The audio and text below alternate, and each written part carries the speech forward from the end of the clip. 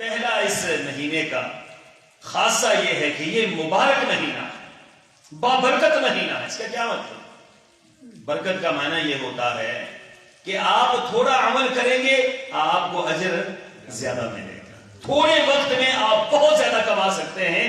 برکت کا معنی یہ ہوتا ہے، دیکھیں نا، تھوڑے پیسے میں آپ بڑے کام کر لیں، تھوڑے پیسے میں آپ بہت بڑا کوئی معاملہ کر جائیں، اس کو برکت کہا جاتا ہے۔ تھوڑی زندگی میں آپ بڑا کام کر لیں، اس کو برکت کہا جاتا ہے۔ جس طرح ابن تیمیہ رحمہ اللہ تعالی، اللہ تعالیٰ مغفرت فرمائے اور اللہ ان کے درجات بلند فرمائے، ابن تیمیہ کی چھوٹی عمر میں ابن تیمیہ نے وہ کام کیے ہیں کہ دنیا کی عقل حیران رہ جاتی ہے۔ کہ فتاوی ابن تیمیہ 200 کے لگ بھگ جلدیں ہیں، اور 200 جلدیں انہوں نے چند سالوں میں لکھی ہیں، جو آج کوئی بندہ لکھنے کو بیٹھ جائے تو 20 سال میں وہ نہیں لکھ سکتا۔ تو یہ کیا تھا؟ یہ برکت تھی، ان کی زندگی میں برکت تھی، ان کے اوقات میں برکت تھی۔ تو یہ جو برکت ہوتی ہے نا کہ تھوڑے وقت میں زیادہ کام ہو جائے، تو فرمایا یہ رمضان مبارک شہر مبارک، یہ برکت والا مہینہ، اس جیسی برکت کسی اور مہینے میں نہیں ہوتی، اس جیسی برکت کسی اور جگہ پر ہو ہی نہیں سکتی ہے، اس جیسی برکت کسی اور عمل کے اندر ہو ہی نہیں سکتی ہے۔ تو شہر مبارک، پہلا خاصہ یہ ہے رمضان کا کہ یہ مبارک مہینہ ہے، اس کے اندر برکت ہے بہت زیادہ۔ دوسری بات فرمائی فرض اللہ عز و جل علیکم الصیام، کہ اللہ تعالیٰ نے تمہارے اوپر روزے کیا کر دیے ہیں؟ فرض کر دیے۔ اس کے روزے فرض ہیں تمہارے اوپر۔ جب لفظ فرض کا لفظ استعمال ہو تو اس کا معنی یہ ہوتا ہے کہ یہ لازمن ہے تمہارے اوپر، اس میں کوئی کسی قسم کی رعایت نہیں، ہر حال میں تمہارے اوپر لازم کر دی۔ یا ایھا الذین آمنوا کتب علیکم الصیام کما کتب علی الذین من قبلکم لعلکم تتقون، اے ایمان والو تم پر روزے فرض کر دیے گئے۔ اب فرمایا کہ یہ فرض ہے، جو بالغ ہے، جو آزاد ہے، جو غلام ہے، جو عورت ہے، مرد ہے، سردی میں ہے، گرمی میں ہے، کوئی بھی حالت ہے، فرمایا اس پر کیا ہے؟ روزہ فرض کر دیا گیا۔ فرض اللہ علیکم صیام، اللہ تعالیٰ نے تمہارے اوپر اس کے روزے فرض کر دیے ہیں۔ تفتح فیہ ابواب الجنہ، اللہ اکبر۔ تیسرا خاصہ یہ بیان کیا، اس مبارک مہینے کی ایک مبارک بات یہ ہے، اور بڑی بات یہ ہے، اور بڑی نعمت یہ ہے، بڑا انعام یہ ہے، بڑا پروٹوکول یہ ہے، اللہ تعالیٰ نے جنت کے دروازے جو پورا سال بند رہتے ہیں، جنت کے دروازے پورا سال مقفل رہتے ہیں، پورا سال بند رہتے ہیں، اللہ کے فرشتے ان کے سامنے دربان کے ساتھ کھڑے ہوتے ہیں، لیکن جیسے ہی رمضان المبارک کا چاند نظر آتا ہے، یہی فرشتے اللہ کی جنت کے دروازے کھول دیتے ہیں، اور فرمایا کہ یہ آخری دن تک کھلے رہتے ہیں، جنت کے دروازے بند نہیں ہوتے۔ یہ جب کھلتے ہیں تو جنت کے دروازے بند نہیں ہوتے، یہ رمضان کے آخری دن تک، جب شوال کا چاند نظر آتا ہے تو پھر یہ دروازے کیا ہوتے ہیں؟ دوبارہ بند ہوتے ہیں۔ اور پھر رسول اللہ صلی اللہ علیہ وسلم کی ایک اور حدیث میں آپ نے فرمایا کہ پورا سال جنت کو سجایا جاتا ہے، پورا سال جنت کی آسائش کی جاتی ہے، جنت کی زیبائش کی جاتی ہے، جنت کو خوشبوئیں لگائی جاتی ہیں، معطر کیا جاتا ہے، اور رمضان المبارک کے اندر پہلے دن جب اس جنت کو کھولا جاتا ہے تو سبحان اللہ جنت کا منظر دیدنی ہوتا ہے، پورا سال جس کو سجایا جاتا اور فرشتے سجا رہے ہوں۔ اور یہ کس کے لیے یہ پروٹوکول ہے؟ یہ روزہ داروں کے لیے پروٹوکول ہے، یہ اہل ایمان کے لیے پروٹوکول ہے، اہل ایمان کے لیے تیاریاں ہو رہی ہیں، اہل ایمان یہاں روزے کی تیاریاں کر رہے ہیں، اور وہاں اللہ تعالیٰ کے ہاں جنت ان کے لیے سجائی جا رہی ہے، دلہن کی طرح اس کو سجایا جاتا ہے اور اس کو خوبصورت بنایا جاتا ہے۔ اہل ایمان اس میں آنے کے لیے کیا کریں؟ تیاری کر لیں۔ تو فرمایا کہ جنت کے دروازے کے لیے کھول دیے جاتے ہیں۔ چوتھی خاصہ فرمایا کہ وَتُغْلَقُ فِيهِ أَبْوَابُ الْجَحِيمِ، پورا سال جہنم کے دروازے کھلے رہتے ہیں، پورا سال کھلے رہتے ہیں، جہنم کا دروازہ بند نہیں ہوتا، اور جہنم کے اندر لوگ داخل ہو رہے ہوتے ہیں، بے در پہ داخل ہوتے ہیں، اور کثیر تعداد میں داخل ہوتے ہیں۔ لیکن فرمایا جیسے ہی رمضان المبارک آتا ہے، اللہ تعالیٰ کے فرشتے اس کے دروازوں کو کیا کر دیتے ہیں؟ بند کر دیتے ہیں۔ یہ جہنم کا بند ہونا اہل ایمان کے لیے بہت بڑی خوشخبری ہے، بہت بڑی خوشخبری ہے کہ تمہارے لیے تو سارے راستے بند ہو گئے، ہر برائی کا راستہ تمہارے لیے بند کر دیا گیا، ہر گناہ کا راستہ تمہارے لیے بند کر دیا ہے۔ جہنم جو ابل رہی ہے اور جہنم جو چیخ چلا رہی ہے اور جہنم پورا سال جس کو دہکایا جاتا ہے، جب رمضان مبارک آتا ہے اہل ایمان کی تسلی اور تشفی کے لیے اللہ اس کے دروازوں کو بند فرما دیتے ہیں۔ نمایا تم دیکھ لو کہ میں نے تمہارے پروٹوکول میں جہنم کے دروازے بند کر دیے، یہ ہر برائی کا دروازہ بند ہو گیا، ہر برائی کا دروازہ بند ہو گیا۔ تو اسی طریقے سے فرمایا کہ ایک اور انعام اللہ دیتا ہے، ایک اور خاصہ ہے رمضان مبارک کا، وَتَغُلُّ فِيهِ مَرَدَةُ الشَّيَاطِينِ، فرمایا کہ شیطان، سرکش شیاطین جو دنیا کے اندر ادھم مچاتے ہیں، جو لوگوں کو گمراہ کرتے ہیں، جو اہل ایمان کی ہر وقت تاک میں رہتے ہیں، جو اہل ایمان کو ہر وقت خراب کرتے ہیں، وسوسے ڈالتے ہیں، ان کے لیے پریشانی کا باعث بنتے ہیں، اللہ تعالیٰ ان کو کیا کرتے ہیں؟ قید میں ڈال دیتے ہیں، جکڑ دیتے ہیں اللہ تعالیٰ۔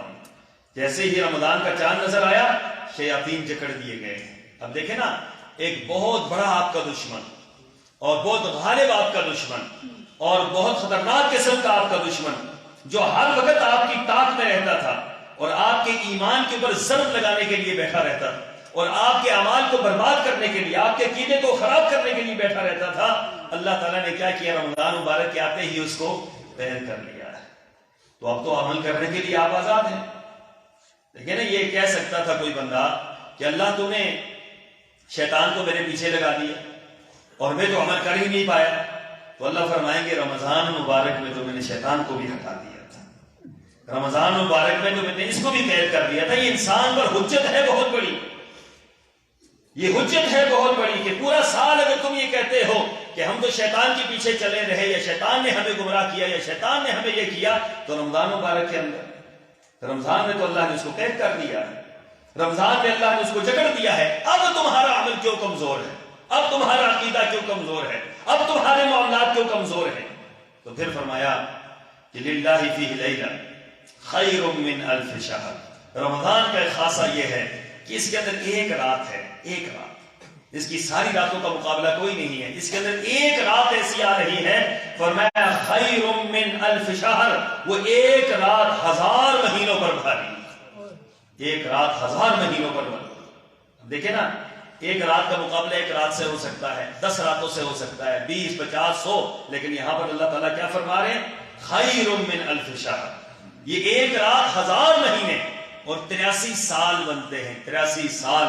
اگر اس ایک رات کی صرف عبادت کر دی جائے، سبحان اللہ، میرے اللہ نے اس امت کے لیے کتنی آسانیاں پیدا کی ہیں کہ ابن قیم رحمہ اللہ لکھتے ہیں، کسی نے یہ کہہ دیا کہ سفر میں اگر کوئی بندہ ہو اور سفر میں یہ رات آ جائے تو پھر یہ اس رات کی فضیلت کو کیسے پائے گا؟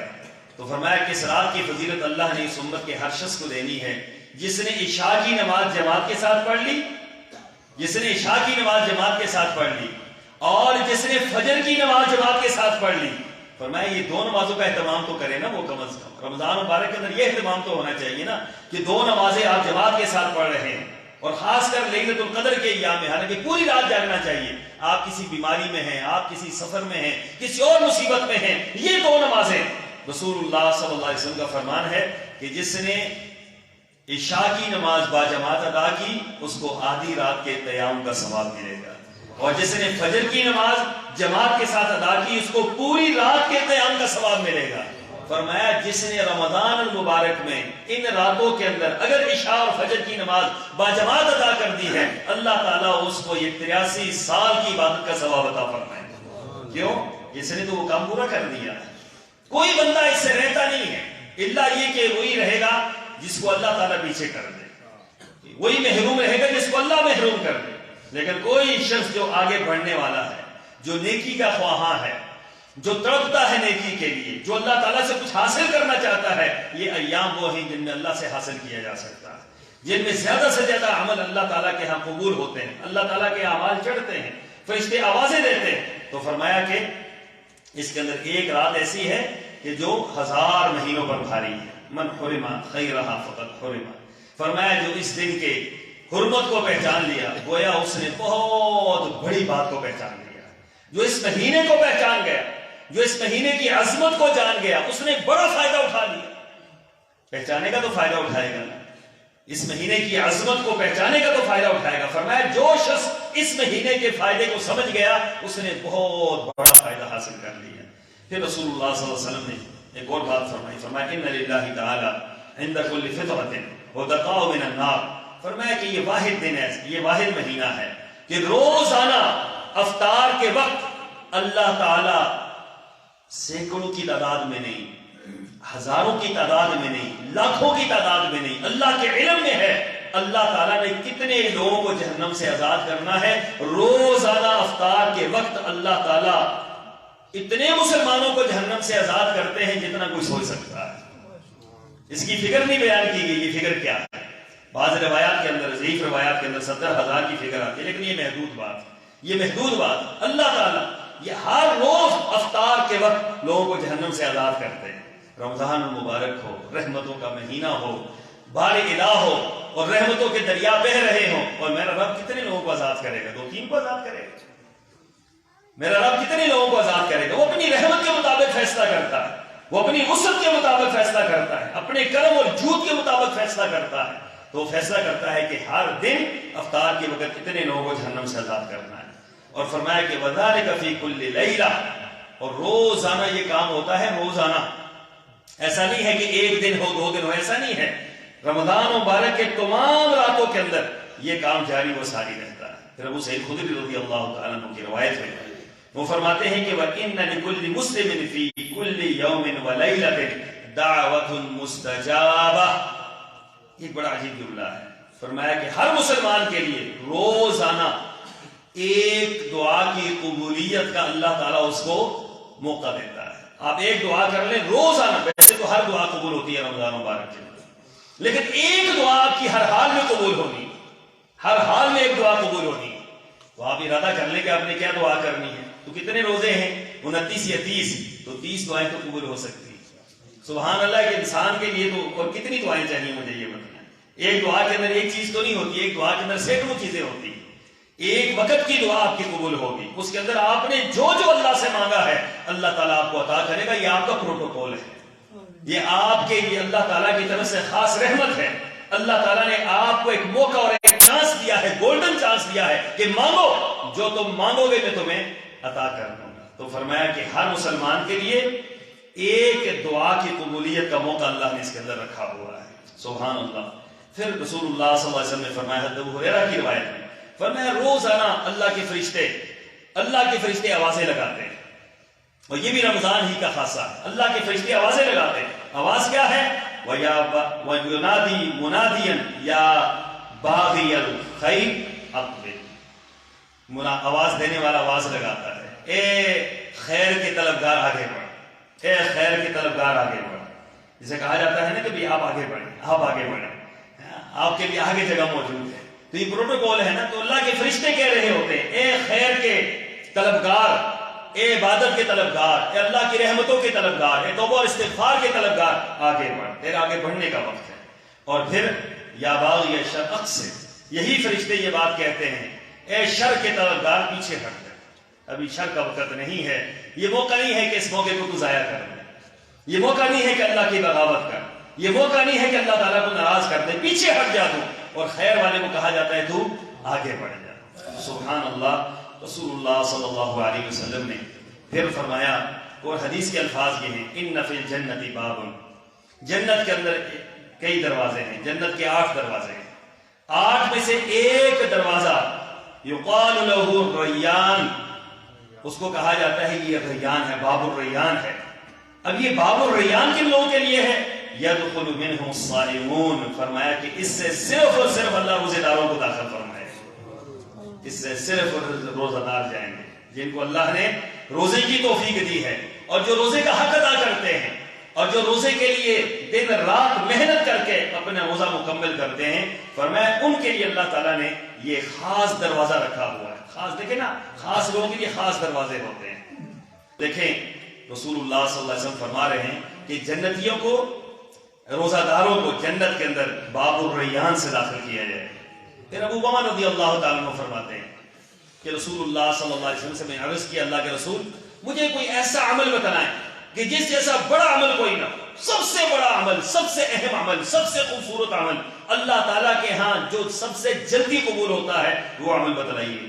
آپ نے فرمایا علیک بالصیام فإنہ لا عدل لہ، تم روزہ رکھا کرو کیونکہ میں روزے کی مثل کوئی عمل نہیں پاتا، روزے جیسا کوئی عمل بھی نہیں ہے، روزہ یہ سب سے بڑا عمل ہے۔ اور ایک اور حدیث میں آپ نے فرمایا کہ جو شخص ایک دن کا روزہ رکھتا ہے، صرف ایک دن کا، یہ 30 دن ہے نا، ایک دن کا روزہ رکھتا ہے، اور ایک دن کا روزہ اللہ تعالیٰ کے ہاں اتنی قبولیت کا باعث ہے کہ انسان کا چہرہ جہنم سے اللہ تعالیٰ 70 سال کی مسافت پر دور فرما دیتے ہیں۔